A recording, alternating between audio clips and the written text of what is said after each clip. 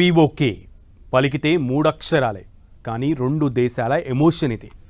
స్వతంత్రం కొత్తల్లో కశ్మీర్ మొత్తాన్ని ఆక్రమించాలని పన్నాగం పన్ని పాక్ ఆ ప్రాంతాన్ని స్వాధీనం చేసుకుంది.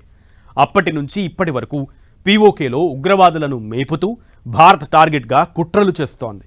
అలాంటి ప్రాంతాన్ని పాకిస్తాన్ కశ్మీర్ అంటూ అమెరికా పత్రిక రాసిన రాతలు ఇప్పుడు కలకలం క్రియేట్ చేస్తున్నాయి. దీనిపై భారత్ స్ట్రాంగ్ కౌంటర్ ఇచ్చింది. ఇంతకీ ఏం రాశారు? భారత్ ఏమంటోంది? పీఓకే మీద అమెరికా మీడియా అక్కసు. పాకిస్తాన్ కశ్మీర్ అంటూ రాతలు. ది న్యూయార్క్ టైమ్స్ రాతలతో కలకలం. పత్రిక రాతలపై భారత్ తీవ్ర అభ్యంతరం. పాకిస్తాన్ కశ్మీర్ లేదంటూ భారత్ కౌంటర్. జమ్మూ కశ్మీర్, లద్దాఖ్ భారత్లో అంతర్భాగమే. పాక్ ఆక్రమిత కశ్మీర్ అసలు కథ ఏంటి? అక్కడికి అక్రమంగా పాక్ ఎలా వచ్చేసింది?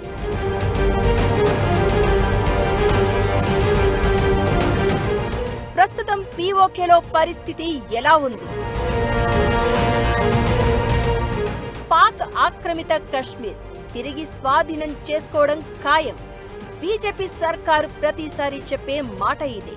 పన్నాగాలు పన్ని మరీ పీఓకేలోకి ఎంటర్ అయిన పాక్ స్వాతంత్ర్యం నుంచి భారత్ మీద చేస్తున్న కుట్రలు అన్ని ఇన్ని కావు. ఆ ప్రాంతంలో ఉగ్రవాదులను మేపుతూ ట్రైనింగ్ ఇస్తూ భారత్ మీదకు ఉసిగొల్పుతోంది. కుట్రలు చేసేందుకు వ్యూహాలు రచిస్తోంది. ఆపరేషన్ సింధూర్ తర్వాత కనిపించిన ఉద్రిక్తతల సమయంలో 140 కోట్ల మంది జనాలు కోరుకున్నది ఒక్కటే, పీఓకే స్వాధీనం చేసుకోవాలని. అయితే ఇప్పుడు అది నిజమయ్యే పరిస్థితులు కనిపిస్తున్నాయి. పాక్ సర్కారుపై భగ్గుమంటున్న పీఓకే జనాలు భారీ నిరసనలకు దిగుతున్నారు. పాక్ అణచివేత ధోరణితో అక్కడ రక్తం ఏరులై పారుతోంది. తాము భారత్లో కలిసేందుకు సిద్ధం అన్నట్లుగా అక్కడి జనాలు కనిపిస్తున్నారు. ఇలాంటి పరిణామాల మధ్య అమెరికా పత్రిక అక్కసు వెళ్లగక్కింది. పీఓకేని పాకిస్తానీ కశ్మీర్ అంటూ ఓవర్ యాక్షన్ రాతలు రాసుకొచ్చింది. ఇదిప్పుడు తీవ్ర చర్చకు దారితీస్తోంది.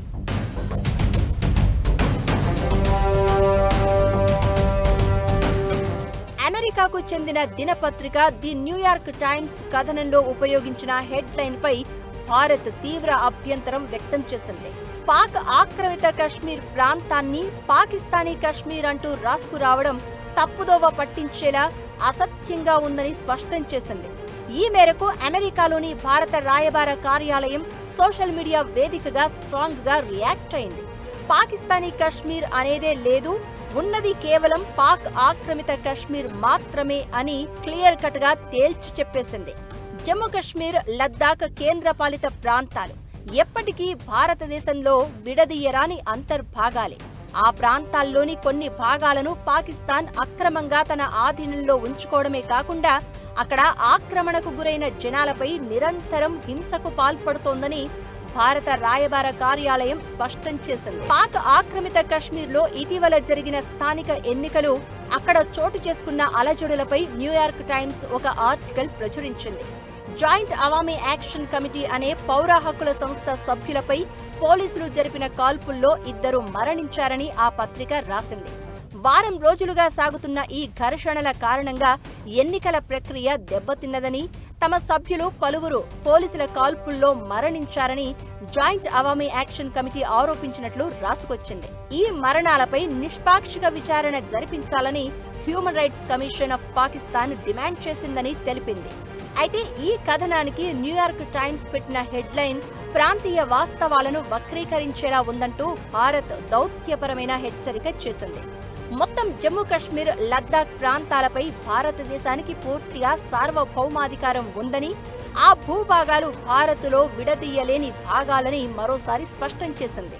వీటిలోని కొన్ని భాగాలను పాకిస్తాన్ చట్టవిరుద్ధంగా ఆక్రమించిందని, ఇప్పుడు అక్కడి జనాలపై హింసకు పాల్పడుతోందని మండిపడింది.